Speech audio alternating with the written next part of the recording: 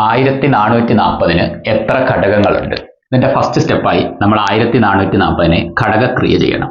അപ്പൊ 2 കൊണ്ട് 720, വീണ്ടും 2 കൊണ്ട് 360, വീണ്ടും 2 കൊണ്ട് 180, 2 കൊണ്ട് 90, 2 കൊണ്ട് 45, 3 കൊണ്ട് 15, 3 കൊണ്ട് 5 എന്ന് വെച്ചാൽ 1440 നമുക്ക് 2 എത്ര തവണയുണ്ട്? 1 2 3 4 5 5 ഇൻറ്റു 3 എത്ര തവണയുണ്ട്? 3 സ്ക്വയർ ഇൻറ്റു 5 ഒരു തവണ. ഇങ്ങനെ എഴുതാം. ഇത്ര എഴുതി കഴിഞ്ഞാൽ നിങ്ങൾ ഇവിടെ ലഭിക്കുന്ന ഇതെല്ലാം പ്രൈം നമ്പേഴ്സ് ആയിരിക്കണം. 2 3 5 പ്രൈം ഫാക്ടറൈസേഷൻ ചെയ്യുന്നു.